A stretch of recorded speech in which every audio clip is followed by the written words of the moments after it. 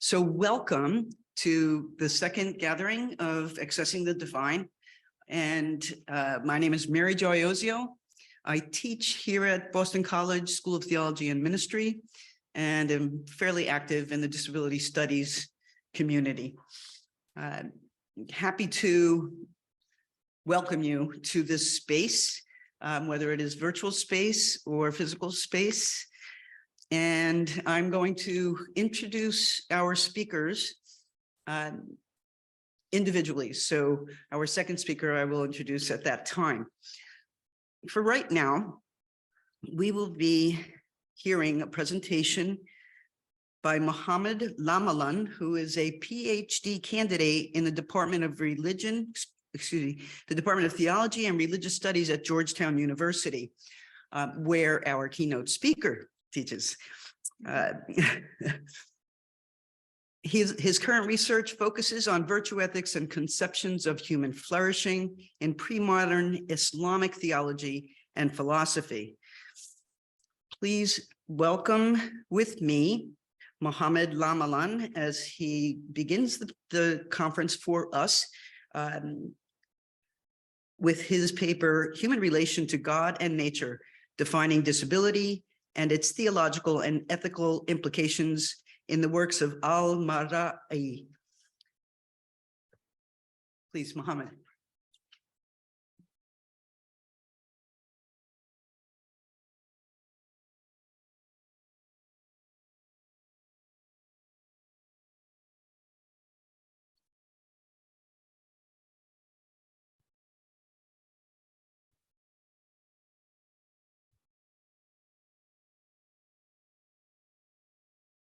Thank you. So I said that I would use the Word document while presenting the slides, but I think it's not going to work.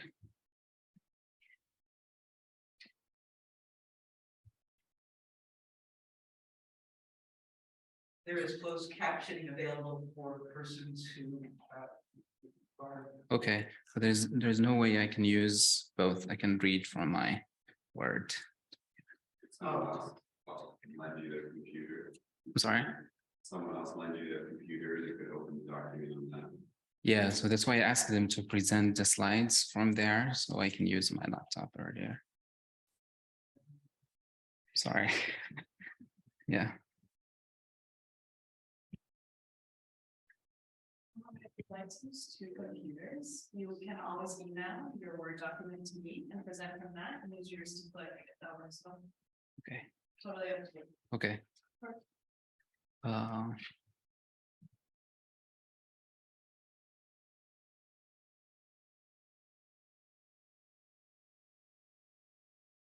Apologies, Mohamed. The Zoom has the text.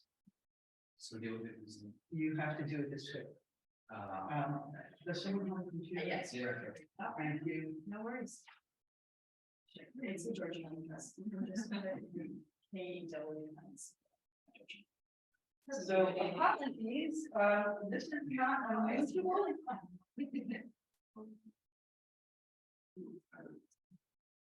It is not unusual that there will be glitches in technology in particular, and it seems to be an overwhelming hurdle for the tech people to figure out how to accommodate.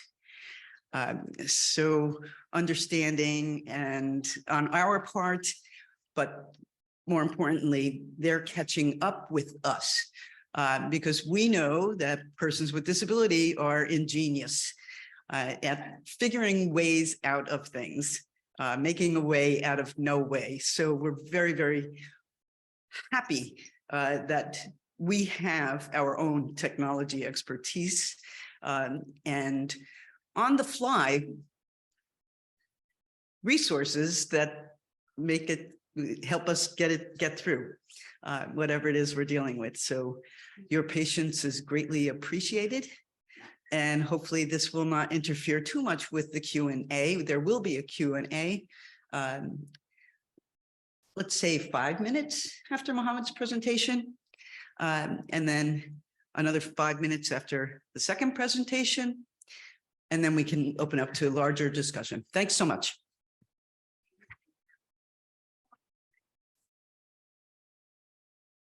Oh dear.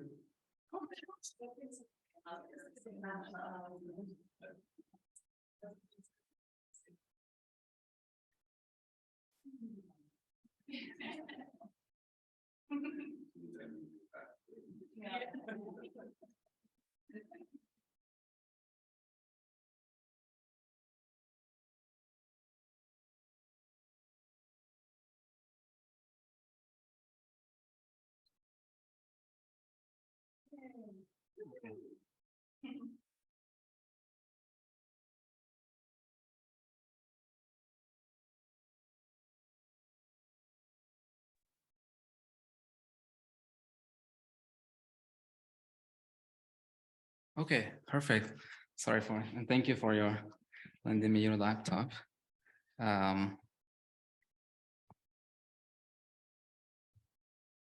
So I will need to use my own here for my paper. Okay, thank you so much. My name is Mohamed Lamallam. So I'd like to make a few comments before going to my paper. So I'm not assuming that everyone knows about Al-Maʿarrī. So I'm gonna present my topic and at the same time try to offer as much basic information about his works, ideas, and context as possible. But if you have further questions about clarification questions, I would be happy to receive them at the Q&A session. So my current work is on a contemporary of Al-Maʿarrī, but I'm beginning to explore his writings since he offers a unique perspective about the ethical and theological issues of this period. Especially, he focuses on things that are neglected at the time, such as the environment, animal rights, disabled people, and marginalized voices in general. Lastly, I use his disability language, which might not be as accurate for us today, but he claims his disability. That's why I'm going to keep and maintain his language as well. So, per his daily practice for many years now, Al-Maʿarrī, sitting in his house thinking about literary and spiritual matters. As usual, letters come from scholars and friends on a daily basis, to which Al-Maʿarrī dictates his responses. Today, one of those letters come from the religious guide of the Fatimid Empire, a dominant force in North Africa and Near East at that time. The inquiry is not about language and poetry. It's about Al-Maʿarrī's dietary choices, about which he has been vocal for some time now. The letter triggers an exchange about Al-Maʿarrī's veganism and the ethical issues it raises for his context. The spokesperson of the empire challenges Al-Maʿarrī to provide evidence from scripture and legal reasoning that support his view. Al-Maʿarrī highlights, among other arguments, the pain animals undergo or the harassment, he says, inflicted on them to harvest other products like eggs and milk. This does not convince Al-Maʿarrī's interlocutor, who asks more questions and makes arguments of his own. When pressed, Al-Maʿarrī resorts to a pietistic motif of the time, arguing that an intimate relationship with God and requires more ascetic practices that can be extrapolated from scripture. Later, Al-Maʿarrī raises the issue of his limited income and ability to afford meat and other expensive products. The missionary of the empire receives this point as a complaint and a problem that needs fixing. So he offers his financial aid to Al-Maʿarrī. In another letter, however, Al-Maʿarrī clarifies that sharing his experience was not a complaint. Just like his decision to self-isolate in his home, he himself chose a voluntary restriction on his lifestyle. In this exchange, of which we have dozens, we find intertwined ideas in Al-Maʿarrī's writings, especially his later works. He draws on his embodied experience, such as his self-imposed dietary restrictions, as a source of ethical and spiritual insight. At the heart of this worldview, when we read his works, and as we shall see, is Al-Maʿarrī's reflection and claiming of his disability. Despite the controversy it raised, veganism is not an isolated decision. Al-Maʿarrī adds other self-imposed restrictions to his ethical and literary throughout his ethical and literary journey. He adopts the same principle in his poetry, necessitating what classical Arabic rules of meter and rhyme did not require. Hence, the title of his key collections of poetry, لزوم ما لا يلزم, necessitating what's not necessary. Al-Maʿarrī is eager to share his life experience as a source of insight, not a problem to be solved. All these elements, I would argue, contribute to an agenda of trying to expand the scope of the ethical and theological horizons of his time. Before examining these intertwined ideas in his works and how they shape his ethical and theological vision, I first offer a brief account of Al-Maʿarrī's works and writings. So Al-Maʿarrī was born in 973 in a small town in Aleppo today, Syria. At the age of 4, he contracted smallpox and lost his vision with scars on his face. He studied in Aleppo for some time, then moved to Baghdad to further his career and studies. And in 1010, he decided to self-isolate in his home, going back to the city of birth, and there he stayed until his death 46 years later. He's a polymath and mostly known for a mastery of language of Arabic and literature, but he has other works as well on other spiritual and theological issues. One of his early works is a collection of poetry called The Spark of the Fire Stick.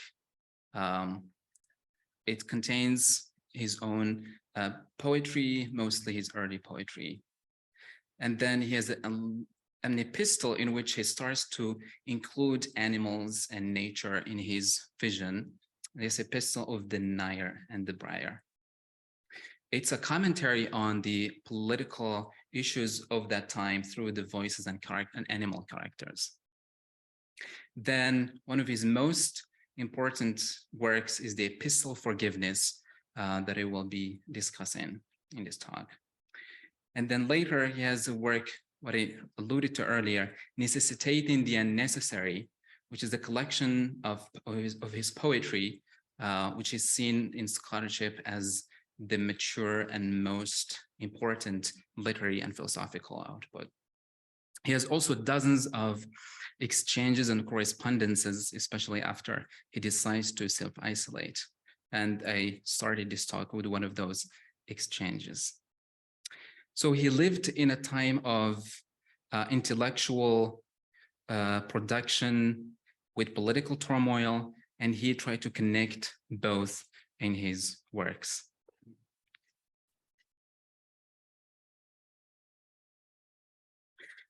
Now I'll mention some points about his view of disability and the world before going into the epistle that I'm going to focus on.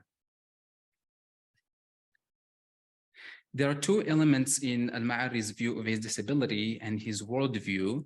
The key is his claiming of disability as an identity marker. That's why we find in some poems and epistles, he prefaces it with the phrases, the blind and the double-bounded captive, referring to his disability and the double-bounded captive to his being in his body and staying in his house for decades.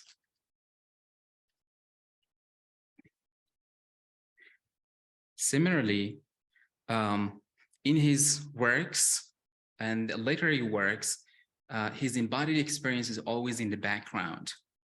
And I have here an excerpt from his Epistle Forgiveness. He's glossing some Arabic terms, the whites and the blacks. What does it mean when you say in Arabic, the two whites or the two blacks? These terms have different meanings. The two blacks would be water and dates. The two whites would be the sword and the spear. So he's glossing these terms for his interlocutor. And then this is the context in which we have this excerpt. He says, as for the two whites that are fat and youth, sometimes when Arabs, classical Arabic, they say the two whites, they refer to youth and fat. He's glossing these terms, at the same time he's referring to himself. It's like perhaps others take delight in them, but not I. Because he was neither, at this time, he was neither young nor fat. And again, he goes on to explain other terms. The two red ones, or when you say red ones, there would be wine, meat, and perfume. Or the two red ones, that would be wine and meat. So he's explaining these terms in his literary works. At the same time, he's referring to his dietary choice, his vegan diet. He was not eating meat. At the same time, he was not eating wine because of ascetic spiritual purposes. And perfume also for the ascetic purpose. And at the same time, at the end, when he's explaining why people want to drink wine and eat meat, he says, because they need to see it, they delight in it when they see it. Inferring here that he does not see. One of the reasons why he's not eating it, because he doesn't see it. So you see here his disability, worldview, his ascetic life, everything combined in a literary work when he's explaining, glossing some key terms. So this is, we find all of this in his works in which different themes are intertwined.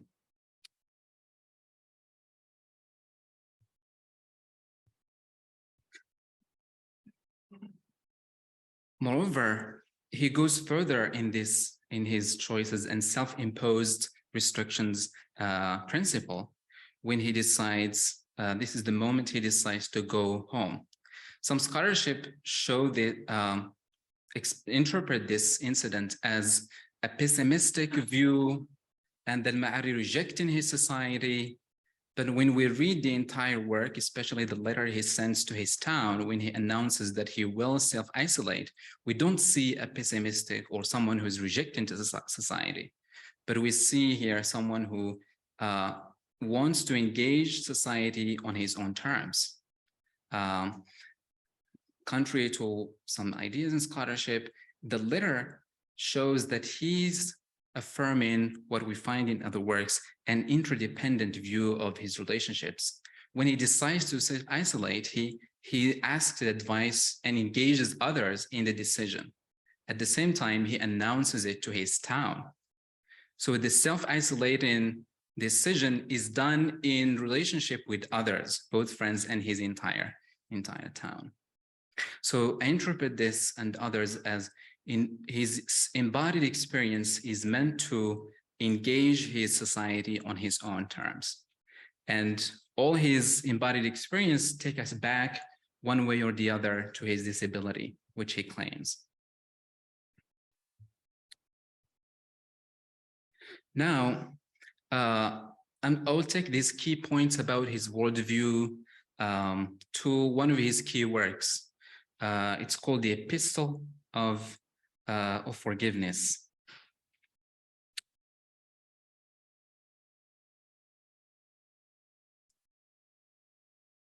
The epistle is an answer to a letter he receives from a lesser-known grammarian whom some scholars describe as self-righteous and pietistic figure.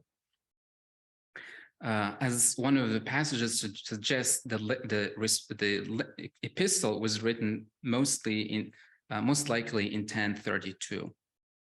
It has two parts. The first part, which has triggered attention in scholarship because of its unique literary style, and because of, at the time, back in 19th century and 20th century, of doubtful influence of this epistle on Dante's Divine Comedy, because they have striking parallels, and this is written 300 years before. Now in scholarship, this idea is abandoned for more, perhaps a shared source of the two works, one that talks about the prophet's ascension to heaven. So the first part is a narrative that takes the interlocutor on a journey to the afterlife, where Al-Maʿarrī conducts a literary debate on poetry, on language, but at the same time, he is taking his interlocutor on an existential journey to the afterlife, to experience and see God's justice and mercy, and also challenge his self-righteous tone in his letter.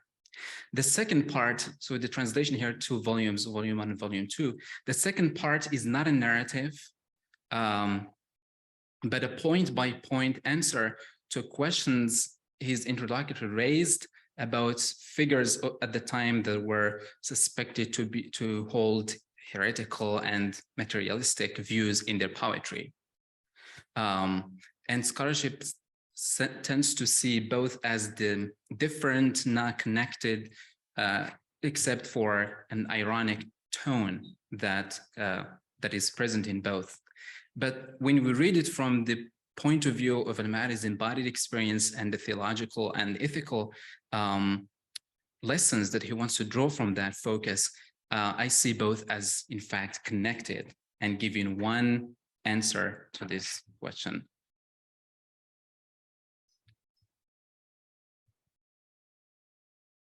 So I'm going to explore 2 themes in this epistle.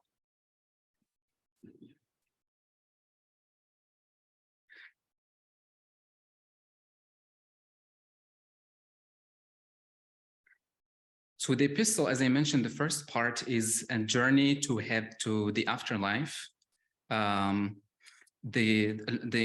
character in the first part meets poets and literati and discusses their poetry.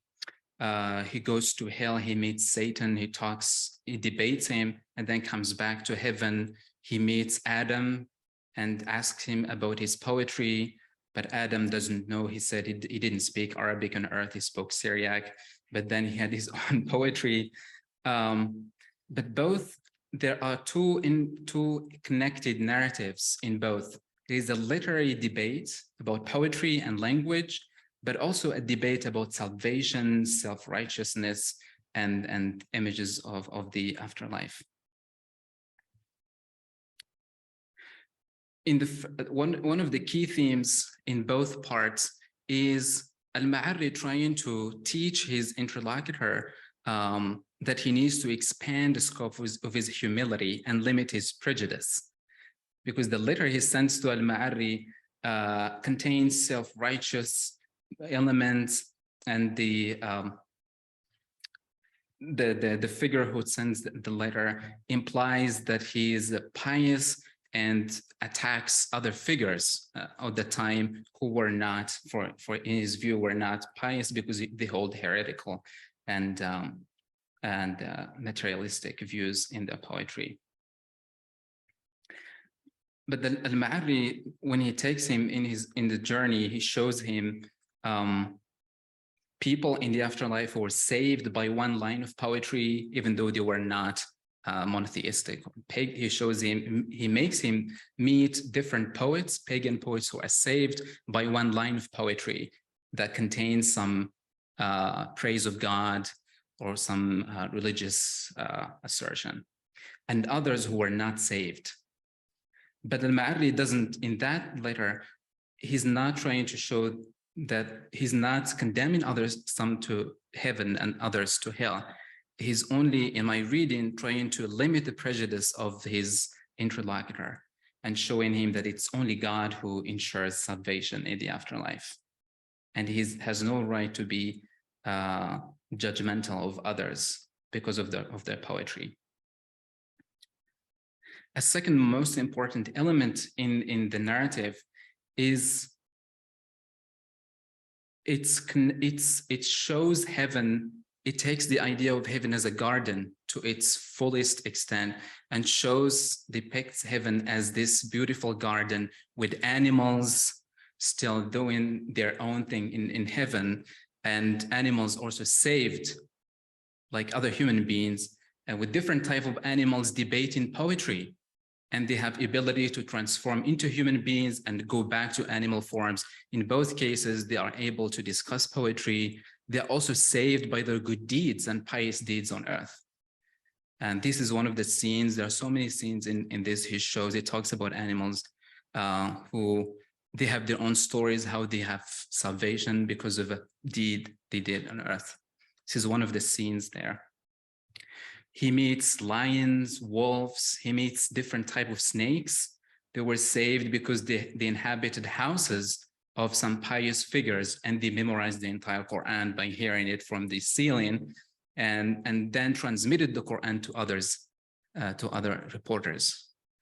So there was a snake who lived in the house of Hassan al-Basri, one of the ascetic figures of early Islam.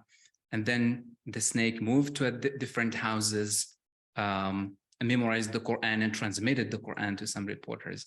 And that's how it's saved in heaven. What is striking here is Al-Maʿarrī depicts heaven as exactly like earth, but at some point he talks about lack of pain. It's the same experience, but there's no pain that is here on earth. One wonders then whether Al-Maʿarrī was actually depicting heaven or imagining his ideal life on earth, what nature should be. There is another scene in which other animals also talk about their good deeds on earth and how they were saved by them.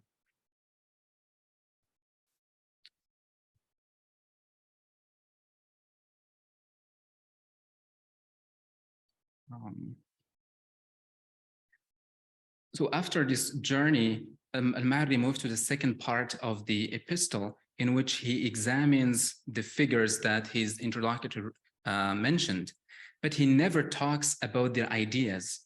He lingers on the titles of their books, on their stories, drawing our attention to their experiences, what we can learn from their experiences, and insights we can gain from the titles of their books, but nothing, he says nothing about their beliefs or their fate. Here, I would argue that here we see connections between the first part and the second part, which focuses on expanding the scope of humility and limiting prejudice.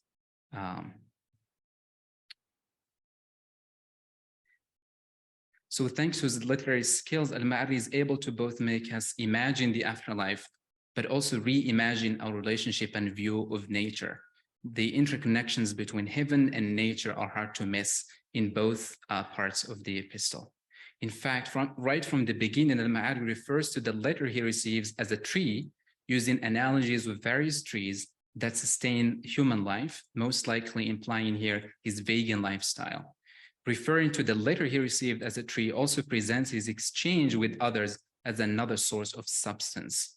And here I'll go back to the idea of interdependence that he implies in his works. One of the words he uses is a tree that is called the tree of snakes, or the tree of which snakes are fond. But by combining the snake and the tree, he was preparing us to a journey into heaven, as he invokes here the story of creation. But in a context in which he talks about his own dietary restrictions and lifestyle. In scholarship, Al-Maʿarrī's imagining of the afterlife and his criticism of his society is seen as a pessimism, and some indicate that his pessimism is because of his disability scholarship. But this is untenable when we read the entire work and we take into account the context in which he was writing. He lived in a town that it was devastated by socio-political and economic problems, and some pessimism was shared by the entire context. More, there is no proper explanation of and consideration of the literary motifs and the literary devices he uses to convey his ideas. And I argued that an expanding on ethical and theological consideration of nature and animals and the religious difference is the key topic that animates his entire work. So to conclude, Al-Maʿarrī places his embodied experience of disability at the center of the human relation to God and nature. He then invites his contemporaries both explicitly and by his actual literary production and lifestyle to expand the scope of their ethical and theological reflection and consideration of nature and other human experiences. I'm not arguing here that his entire worldview can be explained from this perspective, but is at the center, claiming his identity as a marker is key starting point of his entire thinking.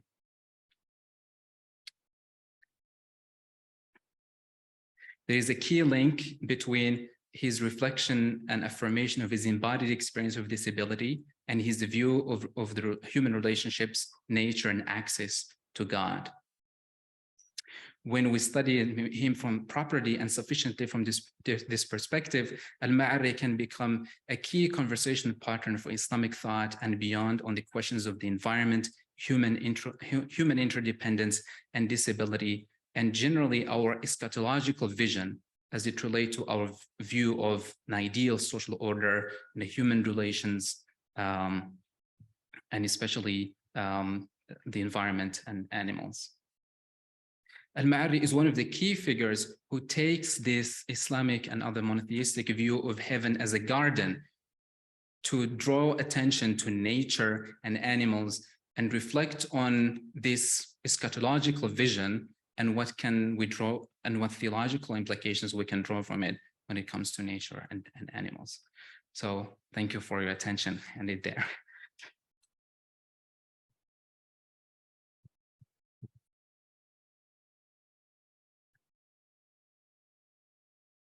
Okay to ask a question? What time do we? We want questions now. Now? Yes. Okay, sure. Just a few questions. Sure.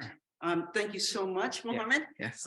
Just a few questions and then we'll switch over. I'll let you field the questions. Sure. Yeah. So do you need that?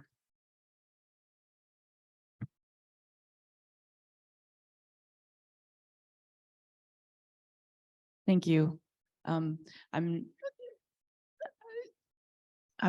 not a scholar in Islam, but I am very interested in what you just talked about.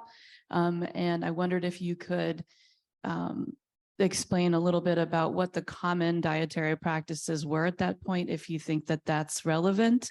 And I'm not familiar with how common asceticism was at that time in the practice of Islam. So if you could comment on those two things, would help put in context Al-Maʿarrī's writing. Thank you. Yeah, sure. So ascetic practices at the time were, there are so many figures who are known for asceticism and mysticism, but veganism would be controversial, or even vegetarianism. It's not required to eat meat, but Al-Maʿarrī is arguing for more, for a theological consideration of this issue, which challenges some of ideas in scripture and Islamic jurisprudence, which allows for the consumption of meat.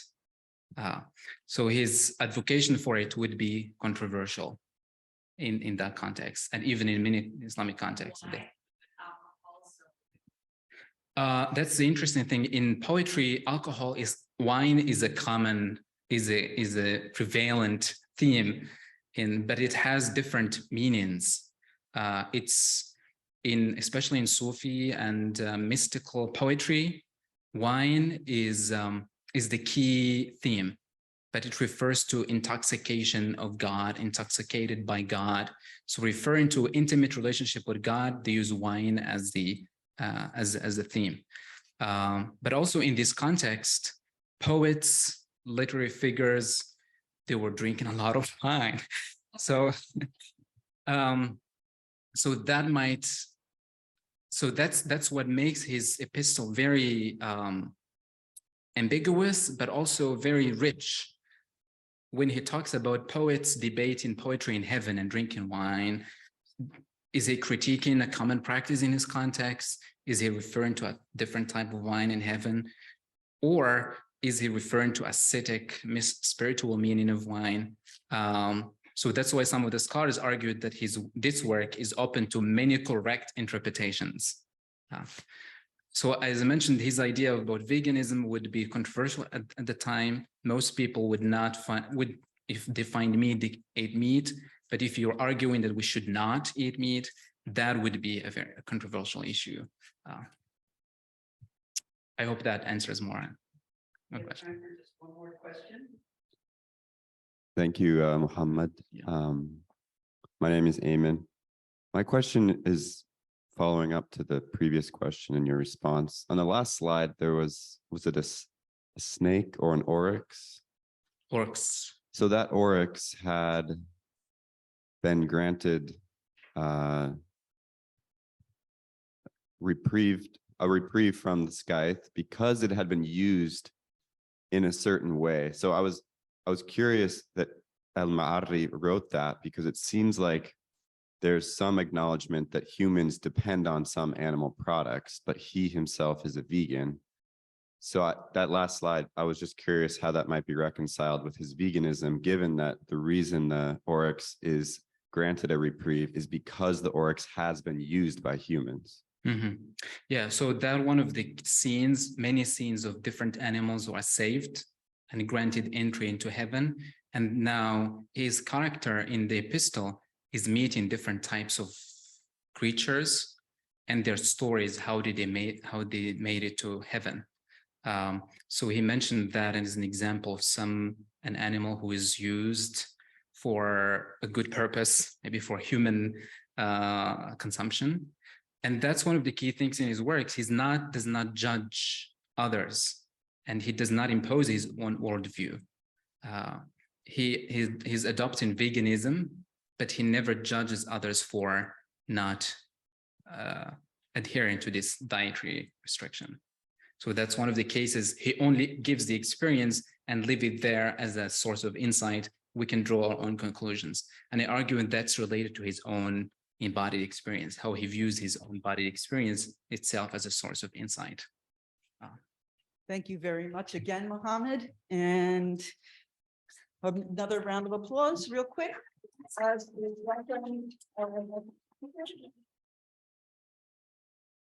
Our next speaker is Kat Woodard from Harvard Divinity School, and we will be hearing from Kat on He Whom Love is Ill, Acts of Collective Care for Those Who Loved Lazarus of Bethany. Kat.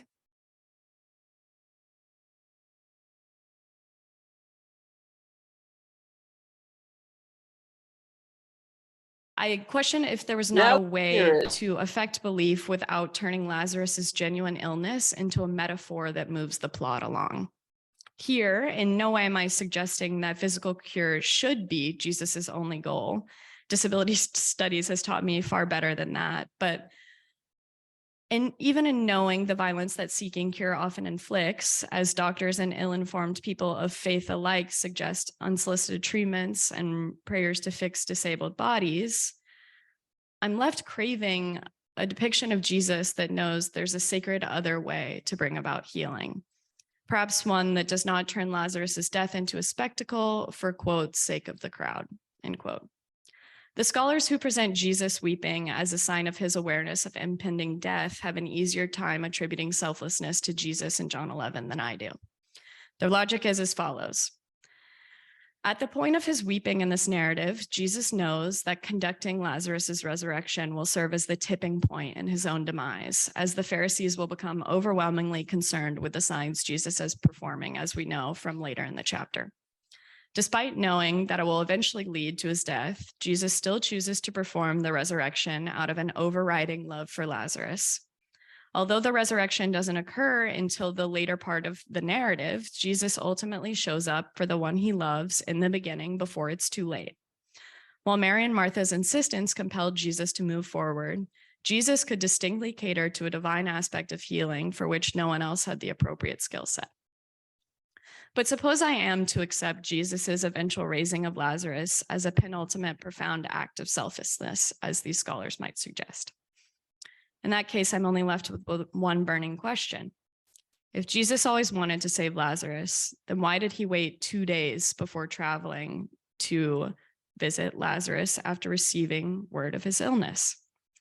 By the time Jesus arrives in Bethany, Mary and Martha are at the point of bereavement over their brother's condition. But when they first wrote to Jesus, Lazarus was still alive. Furthermore, the narrative's lack of explanation for Jesus's tardiness serves as a departure from what we see replicated in other parts of the Gospels, in which Jesus's delay is traditionally explained as a deliberate waiting for his, quote, hour or time in reference to his coming death. Some theologians take this absence of explanation here as a part of John's larger message in writing Lazarus' story. Even when Christian believers feel that God is nowhere to be found, Jesus is, quote, aware of their plight and surely will return in God's good time, end quote. I struggle to find comfort in this platitude while reading of the direct pain Mary and Martha felt as a result of Jesus's delay. In shifting our gaze towards a perfect, unknowable time in the future, we neglect individuals' legitimate needs in the immediate present. This causes direct, tangible hardship to those close to us, even if for sake of the collective common good, this is not a form of care that I feel comfortable endorsing. Instead, I find myself drawn to a model of care laid out in the story by Thomas the twin, who immediately gathers the disciples upon hearing of Lazarus's illness and proclaims, "Let us also go so we may die with him." Unlike in the case of Jesus, we have no indication from the story that Thomas feels confident that Lazarus will be resurrected. Undoubtedly, Thomas has hope that Jesus will fulfill his promises, but in the absence of the direct connection to God like the one Jesus has, Thomas has no way of being entirely certain of Lazarus's outcome. But outcome is not what's important to Thomas. Companionship is. Thomas willingly decides to confront mortality, knowing that regardless of outcome, presence in itself is a form of healing in times of hardship. Call me a heretic here, but Thomas's actions feel far more indicative of an understanding of what it looks like to intimately care for someone who is ill than Jesus's do in John 11. And I don't want to diminish the miraculous nature of Jesus's resurrecting power or obscure attention from Mary and Martha's already overlooked role in sustaining Lazarus throughout the narrative. Instead, I'd just like to suggest that we must collectively work to acknowledge the brief moments where we can see the broader social support system peeking through, beckoning us all to ask if resurrection is more of a communal act than we might have initially perceived. Thank you so much.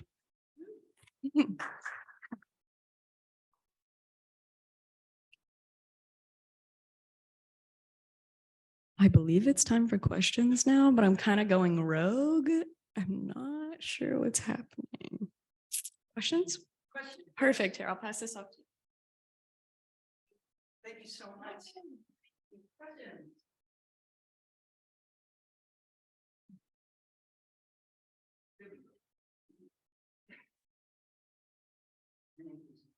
Hi, I'm Melissa. Hi, Melissa. And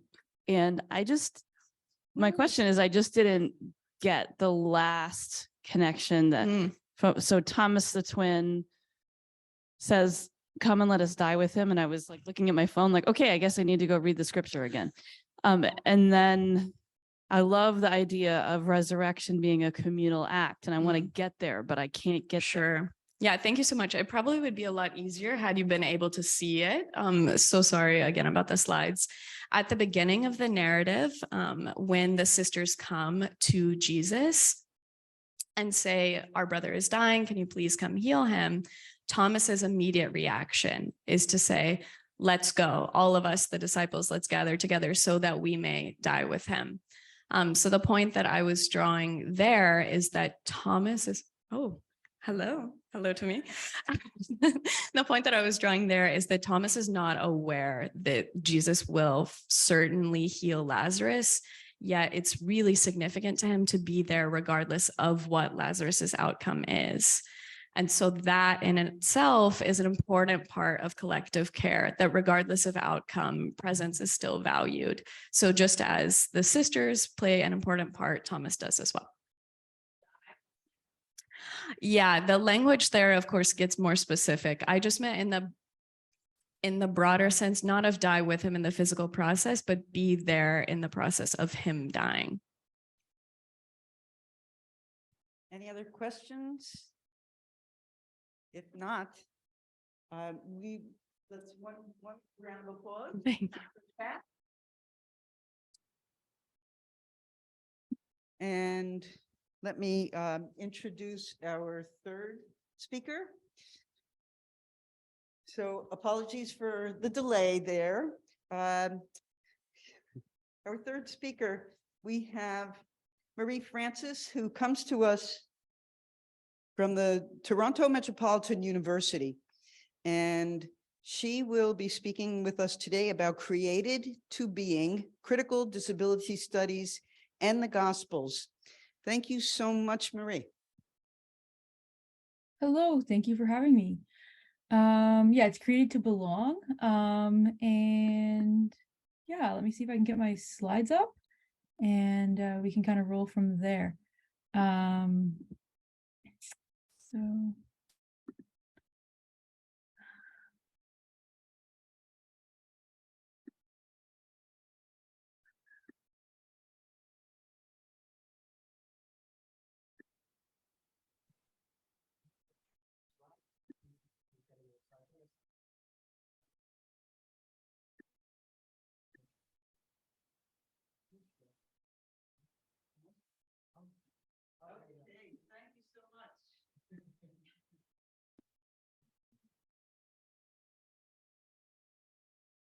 let's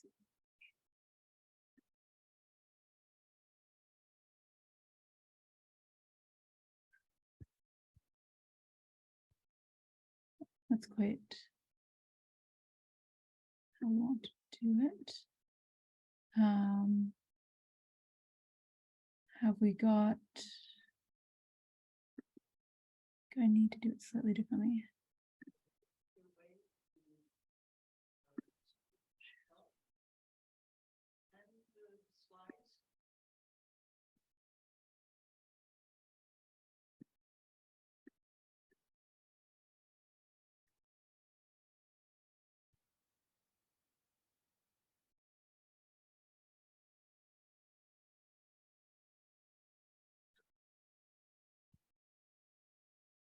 I'll go run to the tech folks.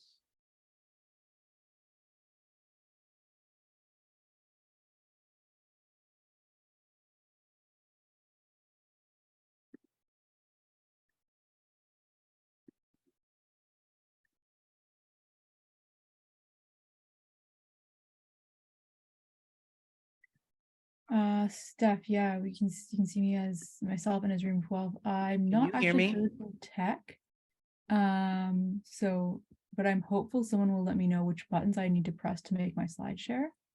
Yeah, so you should be able to just share your screen. You started to do it and you just had to go into. Yeah, so how do I get it to show to allow me to see the presenter notes and you guys to see the Oh, slides? that's, if you were physically here, you could do that. But Okay. because of the, I mean, do you have multiple displays No, I don't. on your setup? No. No.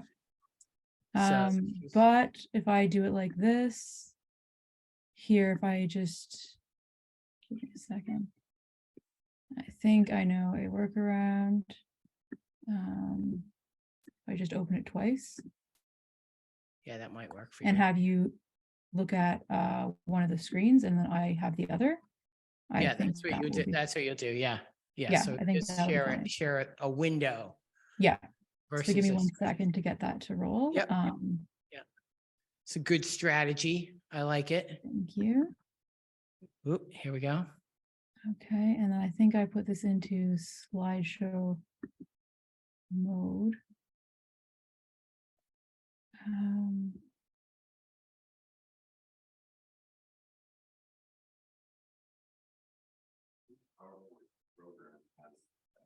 So what can you guys see at this point? Oh, I want this to. Yeah, she's in, I see your PowerPoint along with your slide deck on the side. Okay, let's see if we can step this up. switch it.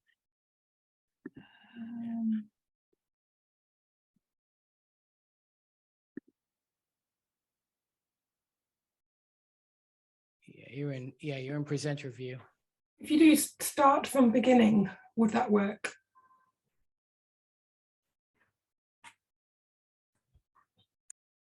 There we go. Okay. How's this There we looking, guys? That's looking good for us. Okay, I think we're gonna roll with this and we're gonna see if this works. All right. We're gonna go to previous. Do you have create? Yes, you see. Yeah, we do. We got you. Okay, got you. awesome. All right. So here we go. So this is Created to Belong. We're looking at being human through the lens of critical disability studies. There is a transcript.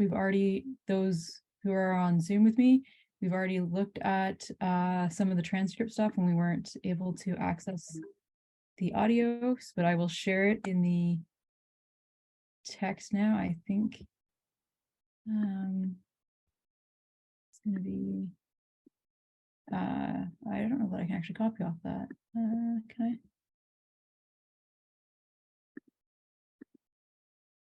Copy,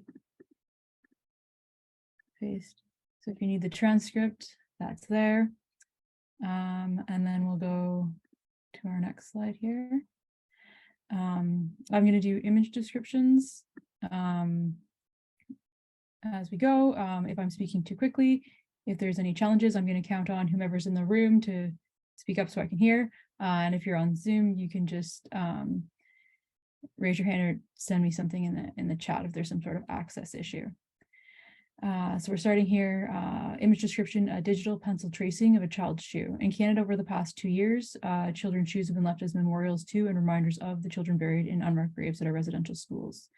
This is my land acknowledgement. This paper was written on occupied land by a settler who benefits greatly from colonization and institutionalized racism. It's written about a religion that committed genocide in Canada. This religion, of course, is Christianity, and it is my faith. I'm speaking to you today from Treaty 18 territory on the traditional land of the Anishinaabe people.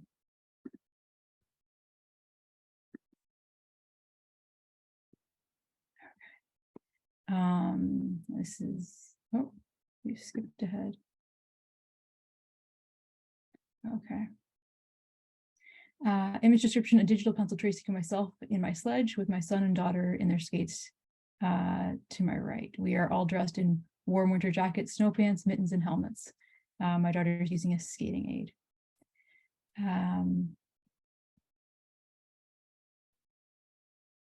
This project was born of my undergraduate thesis. As I was studying disability studies at Metropolitan University, I noticed that many of the themes we discussed paralleled with my faith. I chose to explore these parallels in my final year of study, examining the similarities between the Gospels and critical disability studies, or CDS. For this paper, I further refined the topic to an understanding of what it means to be human in the Gospels as understood through the lens of CDS. Being human, I defined as being embodied, that is, having a body and living it, and interacting with the world from the position of one's embodied existence. This formed itself into 3 basic themes, the first being corporality. And here I looked at the joy and suffering of having a body-mind, to use CDS scholar Eli Clare's term. Secondly, we looked at cure, and this sort of held the tension between seeking healing and demanding erasure of difference. And thirdly, community, which was recognizing our communal nature as a place of soulless joy and refuge. I situated my paper within 3 bodies of literature, the first being CDS and associated literature. I focused particularly on the work of disability justice advocate Leah Lakshmi Papazina Samasina, who discusses the importance of shared food, community, and care. Eli Clare, who provides beautiful insight into the topic of cure. Margaret Price and Joanna Hedva, who contributed wonderfully to my understanding of suffering, and the Sins Invalid Performance Project, whose disability justice primer is prominently featured when discussing the creation of loving community. Secondly, we look at New Testament scholarship. This involved looking at a lot of contextual information for various Bible stories. I looked at these books, particularly John J. Pilch's A Cultural Handbook of the Bible, which contained a lot of detail on specific aspects of the cultural context of the Gospels, Richard and O'Brien's Misreading Scripture Through Western Eyes, which was very foundational in understanding my own cultural biases that I bring to reading the Bible, and Joe Amaral's Understanding Jesus, which was useful because it mirrored the Gospels chronology and it was just the easiest to reference a particular story in. And finally, the intersection of New Testament and disability studies. And I really resonated here with Nancy Eiseland's concept of reviewing the resurrection with the insight that Jesus was resurrected with an imperfect body. I also found Brian Brock's hermeneutic of disability important. These two ideas permeate much of my paper. Finally, I focused on the work of Tarchin and Tarchin when it came to the concept of cure, and they provided me with the confidence to be unsatisfied with the answers that I found. Marie? Yeah. Can you advance the slides? We're still on, what are we looking at? Yeah, so that is what we're still looking at. Okay, I'm sorry. That's okay. Now we are on to hermeneutics though, so that's okay. So we're looking at, our image description is a cycle with 3 arrows linking the terms pre-understanding, examining the parts, and recalling the whole into a circle. My paper uses hermeneutics to examine what it means to be human in the gospel through the lens of critical disability studies. And we're basically just creating these little hermeneutical cycles consisting of 3 parts. The first being a pre-understanding of disability based on critical disability studies. The second is examining the parts. We're looking at analyzing biblical passages in my best understanding of their historical context, while recognizing that my worldview and understanding are radically different from those who wrote the Bible or those for whom the Bible was written. And finally, we sort of do a recalling the whole, where I weave these 2 parts into a kind of comprehensive contextual understanding that reflects a deeper understanding of the Bible and disability and how they parallel each other. Text slide. Image description, a digital pencil tracing of Jesus and his disciples sitting in the sand eating together. A boat is behind them. What it means to have a body. Joy is explored through the profoundly human act of eating together. Eating together is not all there is to joy, and as a mother with 2 little kids, I can assure you it's not always joyful. But sharing a meal holds a great deal of potential for the possibilities of joy in community. It's a good placeholder for the myriad of corporal communal activities we engage in as humans, and conveniently, it is reasonably well documented in both CDS and the Gospels. Disability and transformative justice worker Leah Lakshmi writes about a dream in an August 2020 blog post. In the dream, her late friend comes to her in a moment of despair and encourages her to make chicken soup for her community. The point I took from them wasn't that we should all literally make soup, Leah Lakshmi says. I took it to mean, use what you've got. Make crip-resistant soup out of whatever skills, resources, tactics, and brilliant, wild crip ideas you possess. But she does include a soup recipe in her 2020 book, The Future's Disabled. And in her 2018 book, Care Work, she discusses reciprocal care, again reminding readers of the importance of sharing food in interpersonal relationships, but also in more formal community settings, such as meetings. And finally, in a 2018 interview with Ideas on Fire, Pepazina Samasina again explains the importance of creating community that can provide nourishment to one another, particularly soup to sick people. Although the Bible never says bring soup to sick people, it comes very close in Matthew chapter 25, verses 35 to 40, for I was hungry and you gave me food. Jesus tells his disciples, reminding them to provide for the corporal needs of those around them, just as they would for him. Jesus himself eats regularly with all sorts of people, to the extent he was labeled as a glutton and a drunkard by his more aesthetic peers. The significance of sharing a meal together as an equalizing factor cannot be underestimated. By eating with people, especially people marginalized by his culture, Jesus was doing a variety of things. First, being vulnerable and acknowledging the fact he was human, an embodied human requiring nourishment. Second, honoring those he was sharing a meal with by accepting their fellow humanity and weakness. And third, sharing an intimate moment with those who were often his social inferiors, at risk to his own social standing. In the Gospels, there are also accounts of Jesus feeding large groups of people. These stories are particularly fascinating because Jesus is recognizing and reacting to corporal needs in the community. He meets the bodily needs of those gathered without dispersing them. The essence of humanity, the body-mind, and its requirements are not portrayed as shameful, but instead are placed at the center of Jesus's work. Jesus instructs his followers to invite those with disabilities to their banquets. Leah Lakshmi continues to remind us of the importance of ensuring we meet the needs of our bodies within community, especially when it can involve soup. Both CDS and the Gospels challenge people to let go of ability, social, and economic-based stratification and embrace an interabled, intersectional, diverse mealtime accessible to all. Unfortunately, joy in eating is only one aspect of corporality. Suffering is another part of being an embodied human. Image description. Digital soft graphite tracing of a hand with a stylized hole in it. Actually, it wasn't a tracing, that was a drawing. I drew that myself. To have a body, to be corporal, is to experience joy, pleasure, and wonder, but it is also to suffer. Price examines suffering through the lens of madness, arguing that people's pain needs to be treated as if it is real, even if others cannot understand it. Whereas Joanna Hedva explores chronic illness. Price ultimately concludes that the fullest truth, the best possible outcome for the reality of suffering in our world, can be accessed through relationship. Being witnessed and cared for, even in the midst of unbearable pain, makes me think there may be some hope, after all, for my body-mind. Hedva likewise calls on readers to take seriously each other's vulnerability and fragility and precarity, and to support it, honor it, and empower it, to protect others, to enact and practice community. CDS strongly links suffering to community, not as a solution, but as a balm, as a place to rest and solace, understanding and support. Fascinatingly, community also shows up as a response to suffering in the Gospels. Deeply infused throughout the Gospels are themes of embodiment, suffering, and divinity.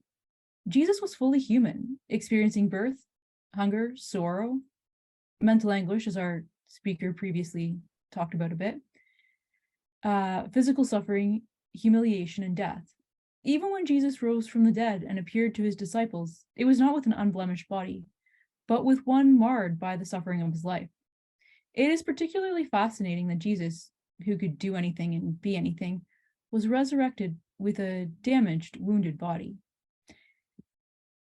Jesus, the Gospels seem to be telling their readers, suffered both physically and mentally, and this was an acceptable, even a divine reaction to this human experience.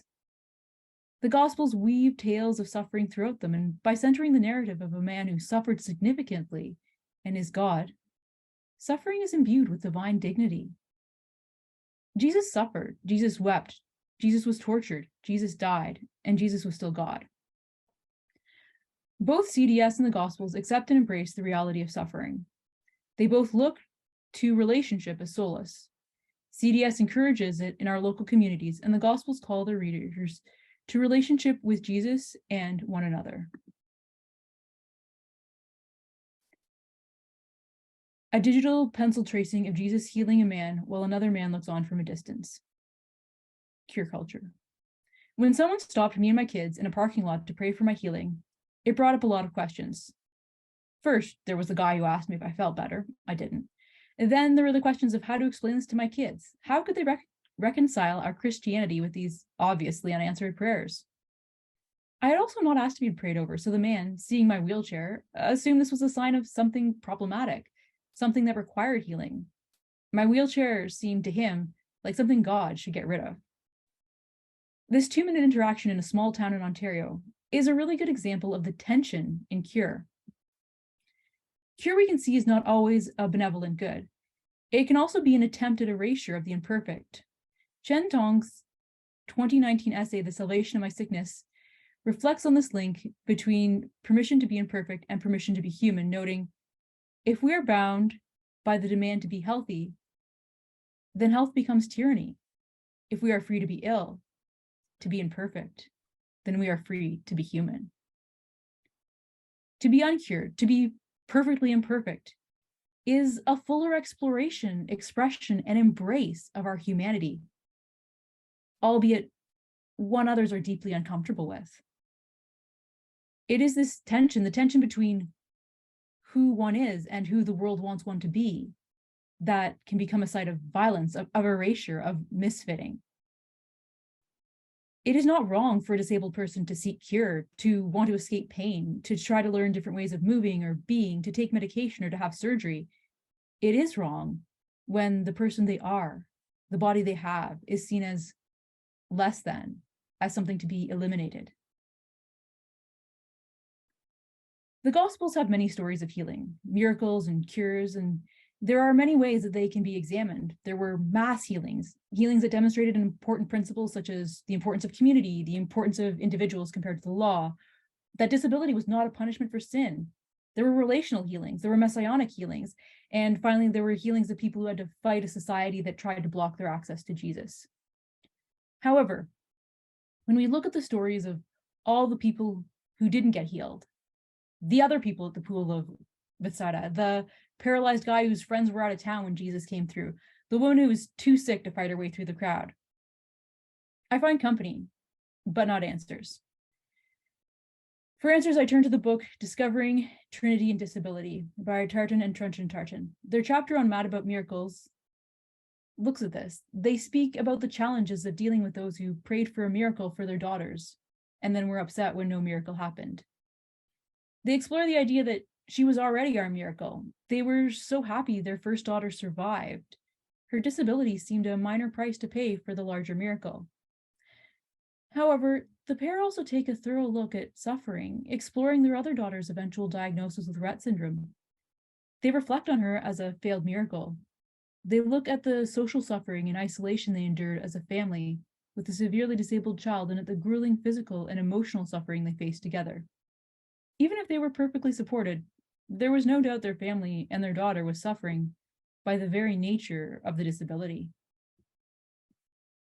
They do not come to an easy conclusion. They encourage others to include families with disabilities and act with caritas, an act of deep love, not our modern day understanding of charity, which is often pity. They remind others not to expect miracles. After all, Jesus did not cure everyone he met, and they strongly condemn the link between faithfulness and cure. But they don't provide any real answers, I feel. And perhaps that's because there are none. As Eli Clare said in a 2017 interview, I entered my writing hoping to find places where all the contradictions meet matter-of-factly. But now I want to step out and let cure be the contradictory mess it is.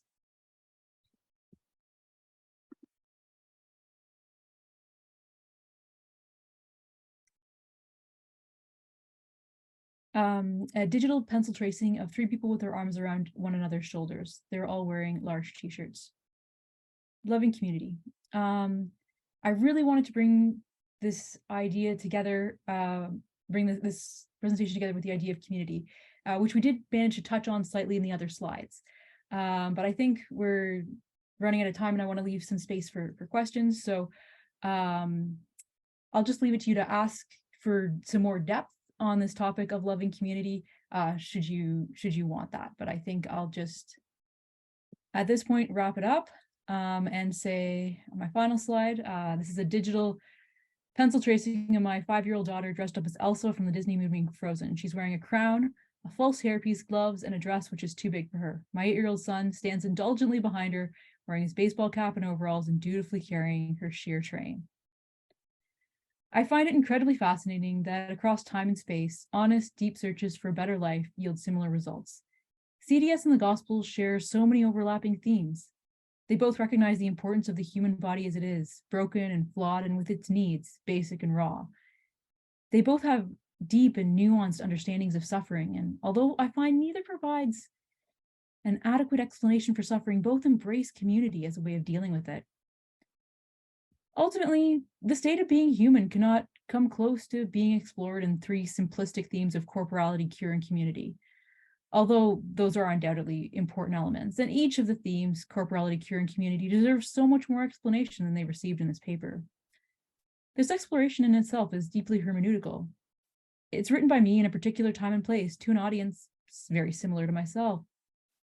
It likely reflects as much about myself as it does about the topic with which it engages. The beautiful thing about this is that we can keep exploring it together. And we can keep getting new insights and new understandings. All of the core ideas that humans are corporeal creatures who can achieve a fuller experience of their humanity and community seem steady over 2,000 years and across these two disciplines.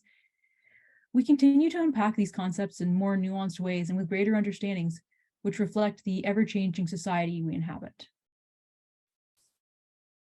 And then that's it.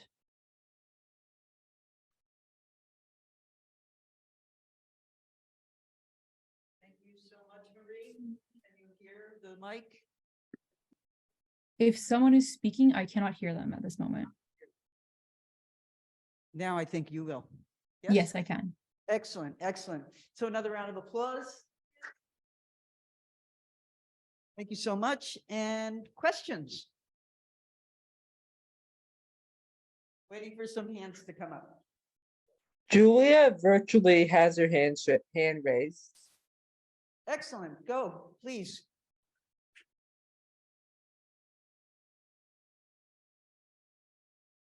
You can also put forward a question in the chat and I can read that aloud and answer that too if someone would like.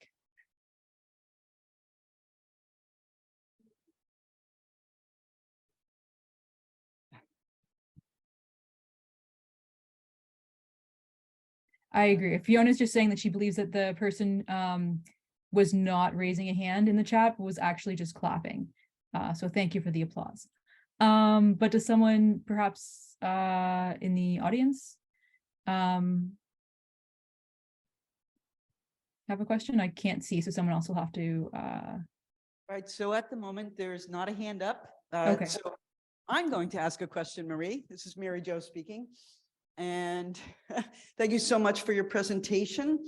I have similar experience in terms of care with and love for family members with striking difference, striking disabilities, striking love. And I was reminded of the care with which this one specific cousin of mine received over the course of her lifetime. She just passed away this past November at 27 years old, and she was not to even be born alive.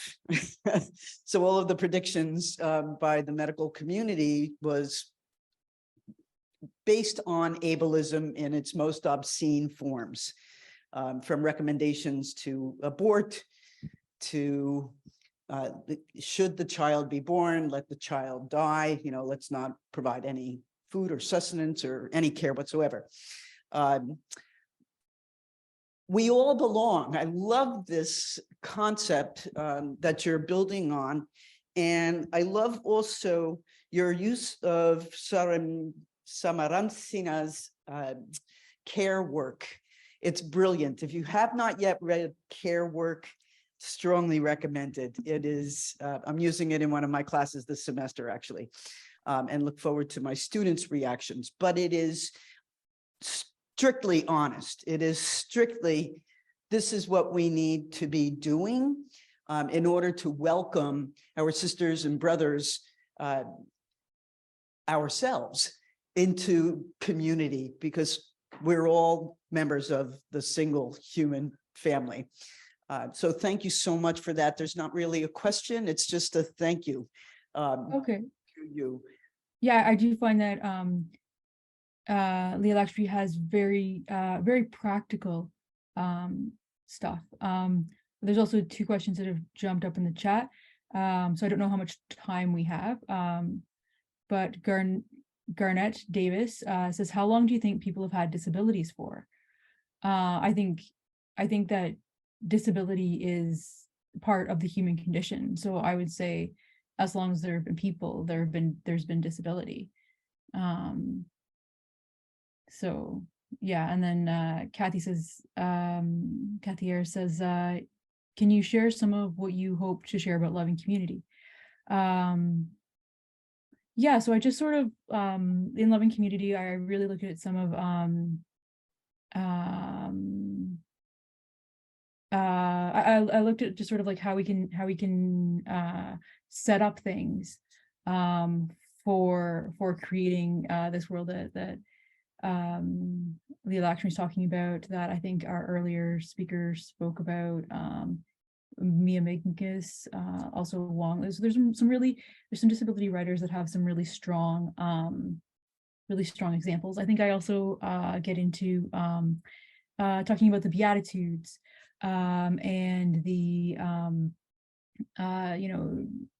I was hungry and you gave me to eat, and looking at how we create this community that we recognize, whether we're looking at it through disability justice or whether we're looking at it through the Gospels. Like there's this very like a pretty strong prescription, which I would say is love.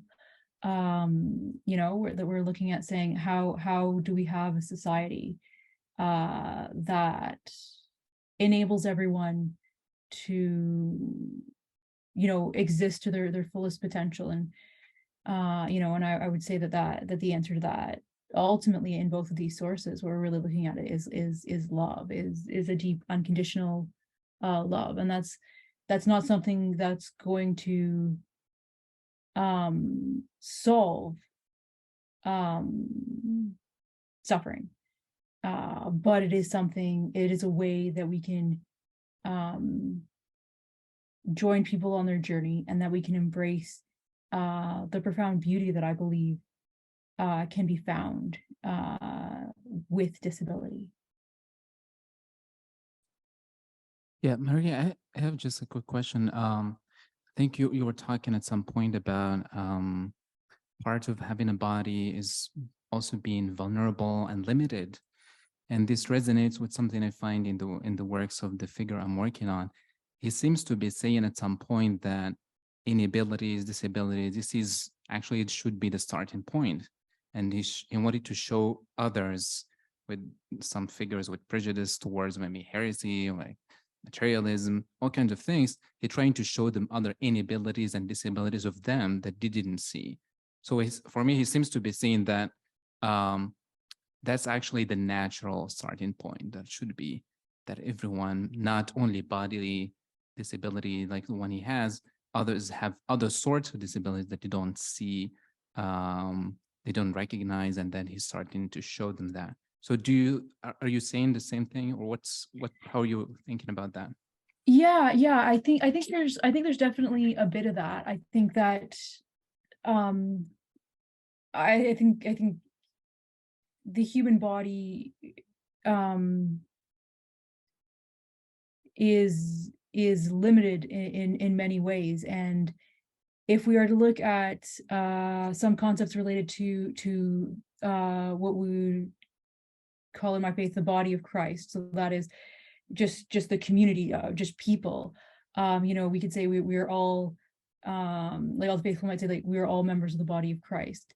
And so the idea there, one could look at that and say, no one is meant to be this complete, fully functioning human by themselves. It is together, it is in community that we reach the fullest potential of being human. It is interdependence, and no one is the complete, perfect, fully embodied human, because we're not meant to be. There's this interdependence, and that is where we're able to achieve this highest potential of humanity. So it's not so much that I would say that everyone is disabled, but that no one is complete.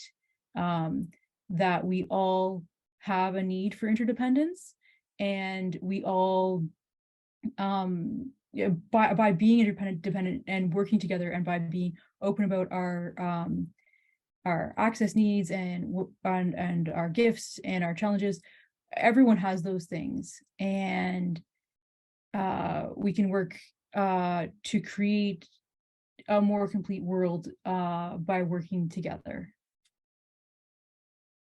So that would kind of be my answer. So it's kind of yes and kind of no.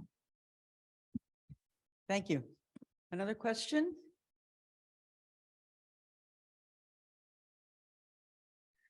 Do you have a question for us? Marie? Oh. I don't know. I mean, I think I unfortunately didn't hear most of the second presentation. So I really can't ask a lot on that. But I really found Mohamed, your stuff on aestheticism was particularly interesting. I felt that there was a lot of contrast between some of what we were saying there, and I found that really interesting. So I don't know if Mohamed would like to speak a bit on sort of the embodied experience and aestheticism, because I think I was really looking at things in sort of a very big and messy way. Whereas I think there was a different view going on in what you were looking at.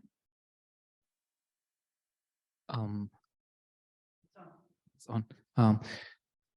Yeah, so aestheticism is a key element in the story and worldview of the figure that I was talking about. But he's at the same time, he's also drawing attention to his bodily experience and putting it at the center of his worldview, even though he's also doing asceticism, abstaining from certain foods and limiting himself to a certain space. So I don't see that because sometimes he's critical of excessive bodily engagement and pleasures, but at the same time, he's not, when we see how he talks about that in heaven, he kinds of not critical of it. He's just putting it there as an experience. And I'm arguing that he's not, even though he views his experience as maybe excessive, but not necessary for everyone. And there might be other experiences of people who are doing all kinds of things, but then they were saved not by asceticism, but by divine mercy.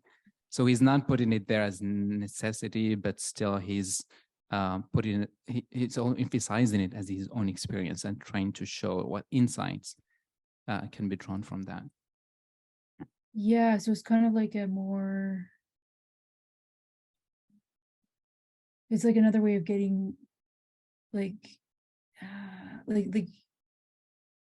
being able to understand, and another way of understanding a deeper part of humanity, of a human experience, sort of like that. Yeah, and even animals, in some of the works, they're trying to see the world from the perspectives of different animals as well. How do you see the world? He's trying to shed light on that experience as well, as a sort of insight. So he's definitely, some of the ascetics of the time would isolate themselves, would go out of society, but he's doing asceticism inside society and still in contact with society. So that kind of interdependence is fostering that interdependence with his context, while also doing some what he calls unnecessary things like veganism. He's doing both asceticism and at the same time he's engaged in society, and as I said, trying to do that on his own terms, in his own way. Does that make sense? Yeah, I think that's really, I think that space between like this sort of isolation but also the connection, I think that's really neat. Do you think it speaks at all, or do you think there's something in that for what we've gone through with the pandemic in terms of isolation and connection? That's a good question, Marie. We are out of time. Okay. I'm sorry for that. but let's please have a round of applause, another round of applause for Marie. And a thanks also to Mohamed and to Cap for the presentations that we've heard this morning. So thank you, and we look forward to participating in the afternoon sessions. Thanks all.